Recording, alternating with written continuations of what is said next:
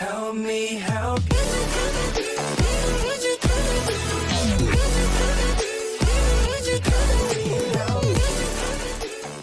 Hello, film buffs and people alike. Welcome to my YouTube channel once again. For everybody watching in the new year of 2019, this is Kia's Reviews. As the new year is finally here, I will be looking upon the year of 2018 and the fantastic films that we got. We have had a magnificent year of great films, but we also had some really bad ones as well. Out of all 134 films I've seen this year, I will be ranking my top 10. Hey, wait! What? Shouldn't we have written it down first? I memorized it. Didn't you? Oh, yeah, totally. What did you just say? Something Trident. Number 10, Aquaman. DC have been really struggling with their films in the past 5 or so years, even though I do enjoy most of these. But ever since Wonder Woman came out, some people held some hope for DC. And then we got Aquaman, which was a stellar film by itself, both as a superhero film and as a film free of any genre. Just because I like DC over Marvel doesn't mean that I'm biased towards DC films, so I can say freely that Aquaman was magnificent. Aquaman's characters were strong and memorable, creating a story that is simple, yet purely fun, holding the best action sequences I have ever seen, and remaining one of the best films I have ever seen. Aquaman deserves every bit of praise it gets, as DC have proved they still have it in them to create a brilliant superhero film. Wait a sec, you can't just come in here and break the door. Oh! So real. Hurting you, asshole! Help me, please! This isn't... Guys, make sure you get a piece of this cheese. It's just... First one that follows us gets shot. Okay, roger that. You drive safe. Number 9. Game Night.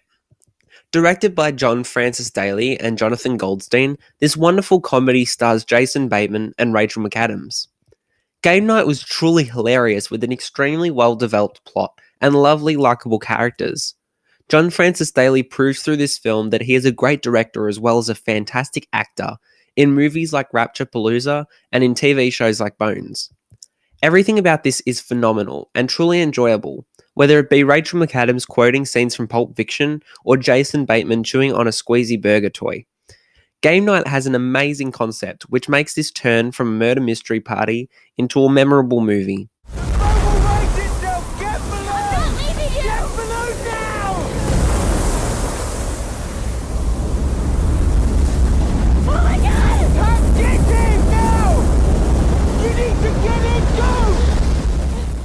Number 8, Adrift.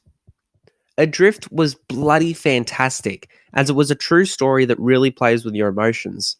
Shailene Woodley and Sam Claflin were perfect in and for these roles.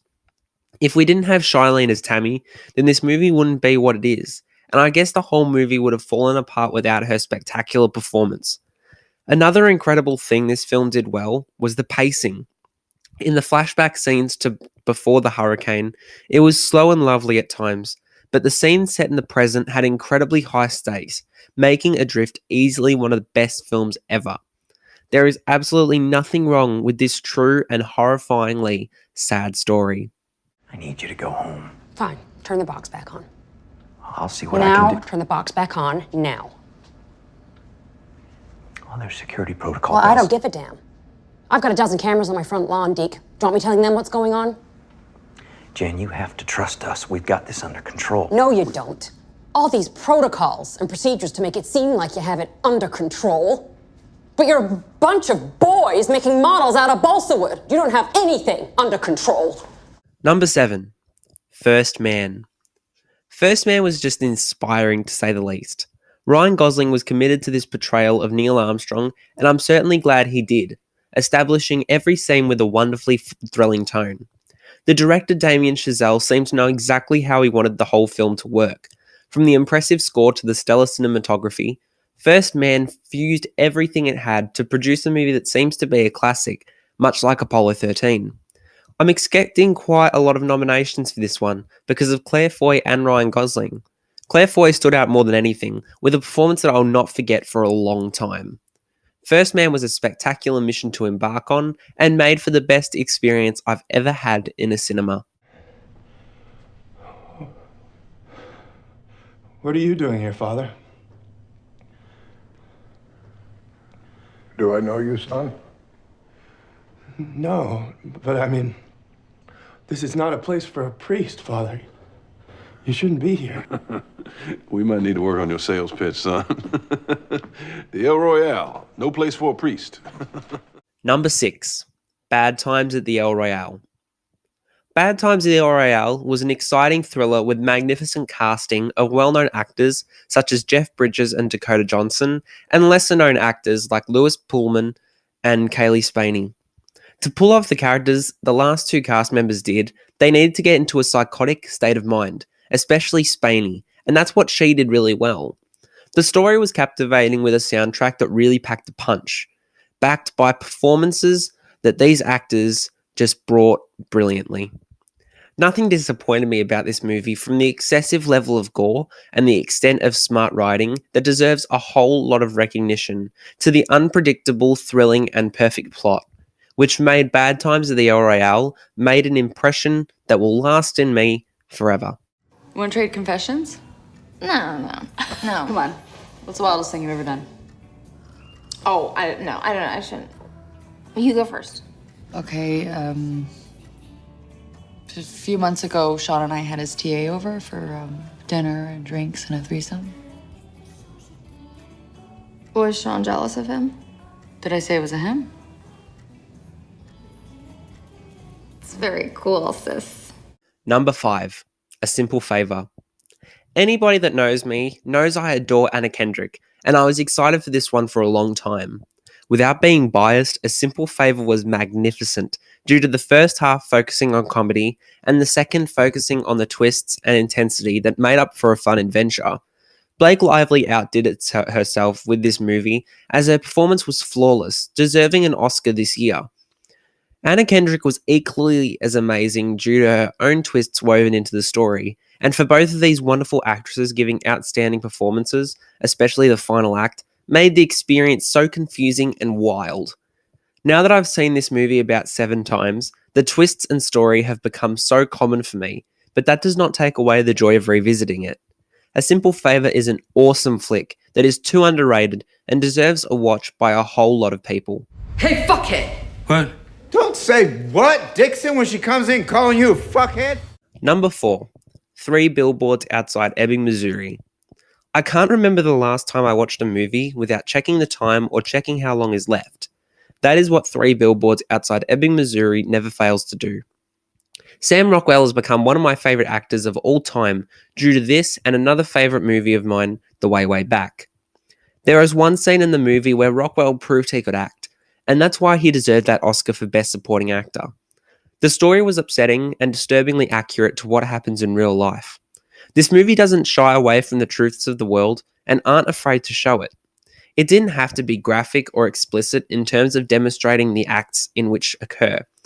3 Billboards Outside Ebbing, Missouri was perfect in every way, with perfect performances and terrifyingly true stories.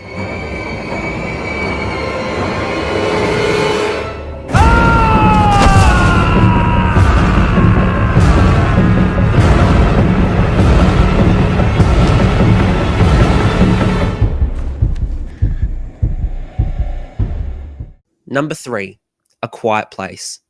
A Quiet Place is a movie that is terrifying. Horror films have been reshaped because of this movie, in which it is full of silence. I have never truly been horrified at a movie before, and I couldn't help but just feel the intensity growing throughout the entire time. There isn't much to say at the moment, given that I haven't seen this movie in months, but I do remember how well acted this was. Emily Blunt and John Krasinski really went for their roles, which made the movie as ultimately exciting as it was. I'm really excited for the sequel, hopefully coming out next year, as this first one was a phenomenal movie of family in horrific stakes.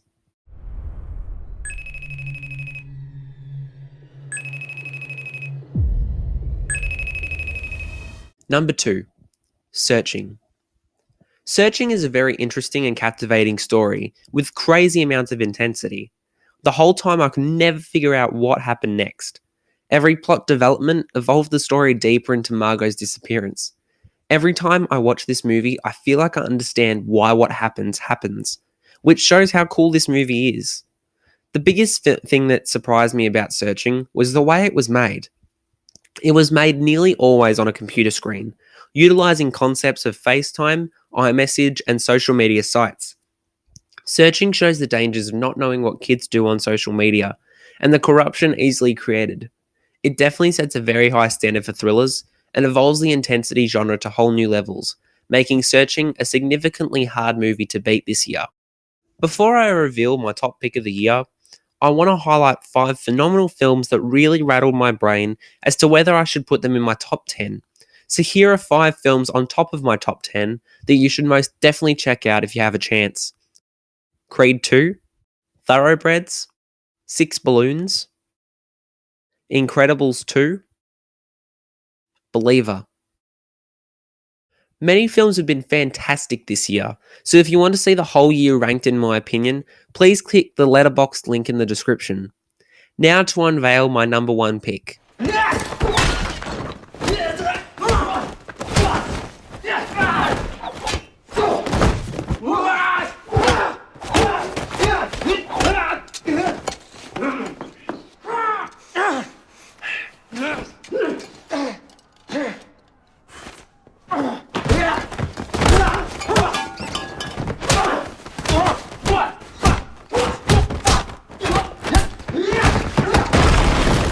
Number 1. Mission Impossible Fallout.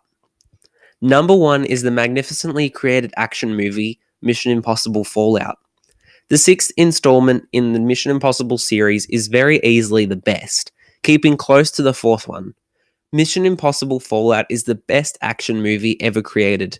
No jokes, no exaggeration, and no plug needed.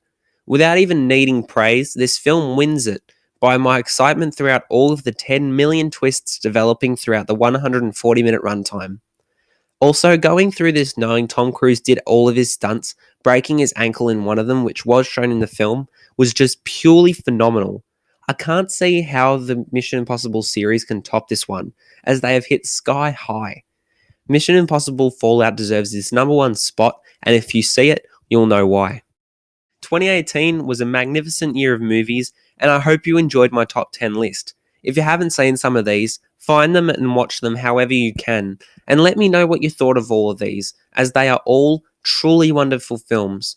I hope you all have had as a good a year as I have, both movie-wise and self-wise. I hope everybody enjoys 2019. Stay tuned for some new announcements and new reviews throughout the new year. This has been Kiers Reviews, signing off for now.